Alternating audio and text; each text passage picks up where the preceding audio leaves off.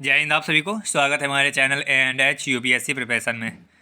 तो आज हम लोग देखेंगे NCC B and C certificate जो कि 2022 एग्ज़ामिनेशन के लिए होगा।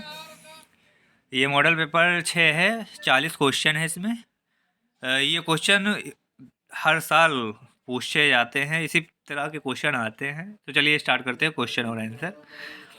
पहला क्वेश्चन है, और हाँ, जो लोग हमारे चैनल को सब्सक्राइब ना किए हों वो सब्सक्राइब कर लें, बेल आइकन को भी दबा दें ताकि उनके पास वीडियो हमारी पहले पहुँचे। तो पहला क्वेश्चन है, बाधा प्रशिक्षण से लाभ लिखिए। तो इसका सही उत्तर होगा कैडेटों में शारीरिक स्वच्छता, शरीर की चपलता, मानसिक मजबूती, शरीर एवं मन में समन्वय, कठिन चुनौतियों का सामना करना, साहस और धैर्य। दूसरा क्वेश्चन है, बाधा बनाने के लिए 4 वस्तुओं के नाम लिखो। तो इसका सही उत्तर होगा लकड़ी, ईंट, रेत और मिट्टी। फिर अगला क्वेश्चन है, एक बाधा से दूसरी बाधा की दूरी कितनी होती है। तो इसका सही उत्तर होगा 25 से 30 फुट। फिर अगला क्वेश्चन है, योगासन के 5 प्रकार के नाम लिखिए। तो इसका उत्तर होगा पद्मासन, श्वासन, चक्रासन, सिद्धासन, धनुरासन। फिर अगला क्वेश्चन में पूछे हुए हैं, मच्छर मक्खियों से फैलने वाली बीमारियों के नाम लिखिए। तो इसका सही उत्तर होगा मलेरिया, हैज़ा, डेंगू, टाइफाइड, दस्ते।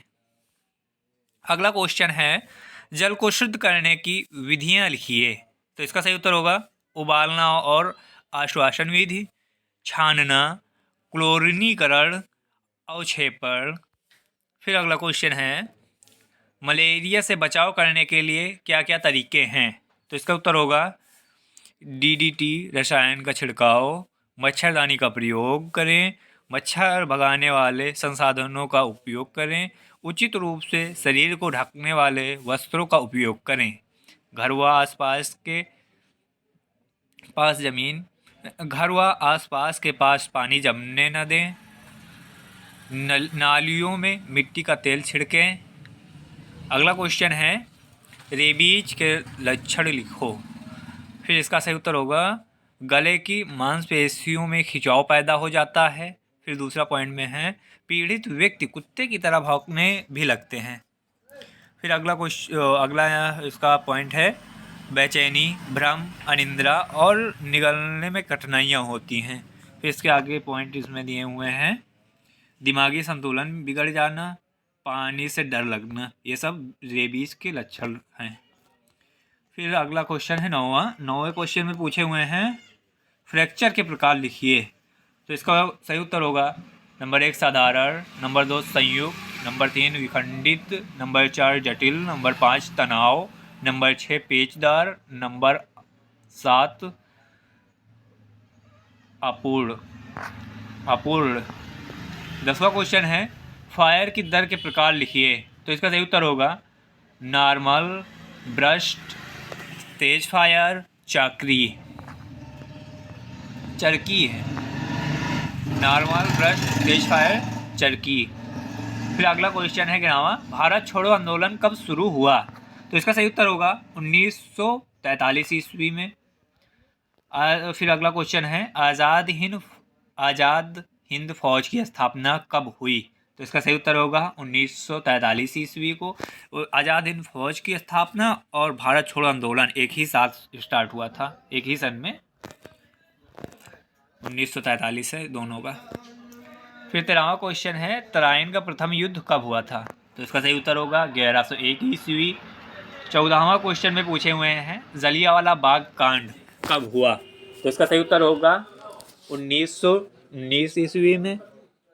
फिर 15वां क्वेश्चन में पूछे हुए हैं, चीन व स्वतंत्र भारत युद्ध कब हुआ था। तो इसका सही उत्तर होगा 1962 ईस्वी। फिर अगला क्वेश्चन है 16वां क्वेश्चन में पूछे हुए हैं, भारत बांग्लादेश युद्ध कब हुआ था। तो इसका सही उत्तर होगा 1971 ईस्वी में। 17वां क्वेश्चन में पूछे हुए हैं, हल्दी घाटी युद्ध कब हुआ था। तो इसका सही उत्तर होगा 1576 ईस्वी। 18वां क्वेश्चन है, प्लासी का युद्ध कब हुआ। तो इसका सही उत्तर होगा 1551। जहाँ तक ये सबको पता होना चाहिए, वो ऐसे पता भी होगा। 18वां क्वेश्चन है पानीपत का युद्ध कब हुआ था? तो इसका उत्तर होगा 1526 ईस्वी। फिर अगला क्वेश्चन है 9 mm की कार्बाइन गन की रेंज कितनी होती है? तो इसका सही उत्तर होगा 30 मीटर। फिर 21वां क्वेश्चन है एलएमजी मैगजीन में कितने राउंड भरे जाते हैं? तो इसका सही उत्तर होगा 30 राउंड होते हैं, 28 भरे जाते हैं। 30 राउंड की एलएमजी गन में 30 राउंड होते हैं, पर इसमें 28 ही राउंड भरे जाते हैं। 22वां क्वेश्चन है दर्रा किसे कहते हैं?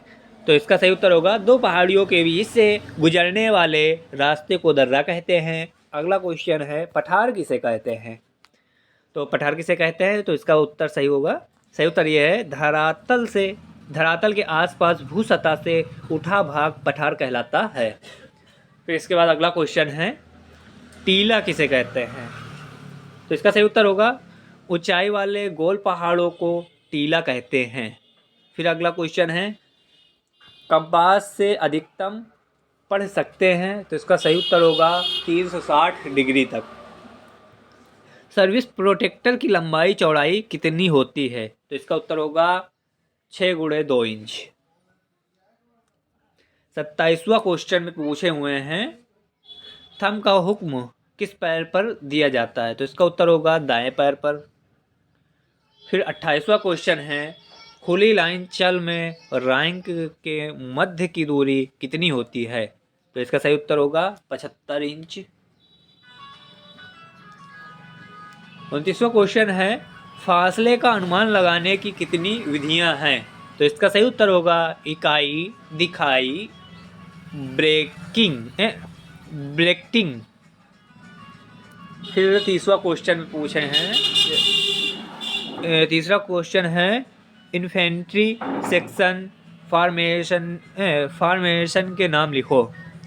तो इसका सही उत्तर होगा single file formation, diamond formation, arrowhead formation, spearhead formation. फिर अगला क्वेश्चन है 31वां चीज़ें क्यों दिखाई देती हैं? तो इसका सही उत्तर होगा आकाश, चमक, छाया, सतह, फसल, धुआं, हरकत, इससे चीज़ें दिखाई देती हैं। चलिए अब अगला देखते हैं। 32वां क्वेश्चन में पूछे हुए हैं दूरी का अनुमान लगाने की विधियां लिखो। तो इसका उत्तर होगा मापक इकाई विधि, आभास विधि, ब्रैकेटिंग विधि, सेक्शन औसत विधि, परिचित दूरी विधि, आधी दूरी विधि। ये सब दूरी का अनुमान लगाने की विधियां हैं। 33वां क्वेश्चन आ गया। 33वां क्वेश्चन बहुत आवश्यक है क्योंकि हर साल पूछे जाते हैं, वैसे हर सारे क्वेश्चन पूछे जाते हैं पर इसको ज़्यादातर पूछा गया है। क्षेत्र कला में निपुणता प्राप्त करने के आवश्यक गुण लिखो। तो इसका उत्तर होगा भू अध्ययन की योग्यता, शास्त्र ज्ञान, शारीरिक क्षमता, उत्तम दृष्टि, मानसिक योग्यता, अनुशासन। ये पॉइंट कर करके लिखना है। जैसे है क्षेत्र कला में निपुणता प्राप्त करने के आवश्यक गुण लिखो। तो सही उत्तर इसका यही है भू अध्ययन की योग्यता, ये एक पॉइंट हो जाएगा। दूसरा पॉइंट होगा शास्त्र ज्ञान, फिर तीसरा पॉइंट होगा शारीरिक क्षमता, फिर अगला पॉइंट होगा उत्तम दृष्टि, फिर इससे अगला पॉइंट होगा मानसिक योग्यता, फिर अगला पॉइंट अनुशासन। ये पॉइंट कर करके लिखना है। फिर अगला क्वेश्चन है 34वां आ गया क्षेत्रफल का महत्व लिखो। तो इसका उत्तर होगा आप क्षेत्र कला में निपुण हैं तभी आप भूमि पर लक्ष्य की ओर आगे बढ़ सकेंगे और शत्रु का सामना कर सकेंगे। यह कला आपको इतनी निपुण बना देती है कि आप किसी भी प्रकार की भूमि, मैदान, जंगल, पर्वत, घाटी, बर्फ, नदी, रेगिस्तान आदि में शत्रु काबू कर पाने में सक्षम होंगे। 35वां क्वेश्चन है क्षेत्र कला किसे कहते हैं? क्षेत्र कला किसे कहते हैं? तो इसका उत्तर होगा क्षेत्र कला उपलब्ध भूमि और उपकरणों को अपने हित में सर्वश्रेष्ठ ढंग से उपयोग करने की कला को क्षेत्र कला कहते हैं। ये भी वेरी इंपॉर्टेंट क्वेश्चन है, ज़्यादातर ये भी पूछा गया है। क्षेत्र कला किसे कहते हैं? क्षेत्र कला किसे कहते हैं? क्षेत्रकला उपलब्ध भूमि और उपकरणों को अपने हित में सर्वश्रेष्ठ ढंग से उपयोग करने की कला को क्षेत्रकला कहते हैं। फिर अगला क्वेश्चन है 36वां, एनसीसी की 10 गतिविधियां लिखो जो एक कैडेट की व्यक्तिगत को निखारती हैं। तो इसका सही उत्तर होगा ट्रैकिंग, वाद विवाद, साइकिलिंग, सांस्कृतिक कार्यक्रम, फायरिंग, परेड, भाषण देना, ड्रिल, स्पोर्ट, यहाँ सपोर्ट लिख गया, स्पोर्ट होना चाहिए था, स्पोर्ट। ये सब एनसीसी कैडेट की 10 गतिविधियां जो एनसीसी कैडेट की व्यक्तिगत को निखारती हैं। फिर अगला क्वेश्चन है 38वां, अनुशासन और कर्तव्य की परिभाषा लिखें। तो इसका सही उत्तर होगा अनुशासन। पहले अनुशासन का एक पॉइंट ब्लैक से डाल देंगे अनुशासन में। उसके बाद लिखेंगे अनुशासन में किसी भी काम को नियम पूर्वक समयबद्ध होकर करना अनुशासन कहलाता है। कर्तव्य किसी भी कार्य के प्रति जो हमारा अंतर्दायित्व होता है कर्तव्य कहलाता है। फिर अगला क्वेश्चन है 39वां, आपदा के समय एनसीसी क्या क्या काम कर सकती है। ये वैसे क्वेश्चन पूछा भी गया था, इस साल भी आया था क्वेश्चन। आपदा के समय एनसीसी क्या क्या काम कर सकती है। तो इसका सही उत्तर होगा एनसीसी कैडेट राहत कार्य में सहायता प्रदान कर सकते हैं। एनसीसी कैडेट आपदाग्रस्त व्यक्तियों को सुरक्षित स्थान पर ले जा सकते हैं। एनसीसी कैडेट घटना स्थल पर स्थितियां कंट्रोल कर सकते हैं। ये 3 पॉइंट हैं, इनको 3 पॉइंट कर करके लिखना है, 1 2 3 ऐसे पॉइंट डाल देना और उसके बाद लिखना। 40वां क्वेश्चन है भारतीय सेना के 5 कमांड के नाम लिखिए। तो इसका उत्तर होगा केंद्रीय कमांड, पूर्वी कमांड, उत्तरी कमांड, दक्षिणी कमांड, पश्चिमी कमांड। ये 5 कमांड हैं, भारतीय सेना के 5 कमांड के नाम हैं। तो आशा करते हैं आप लोगों को ये वीडियो अच्छा लगा होगा और आप लोग जो लोग सब्सक्राइब ना किए हों हमारे चैनल को सब्सक्राइब कर लें ताकि उनके पास मेरी पहली वीडियो पहुँचे। जय हिंद।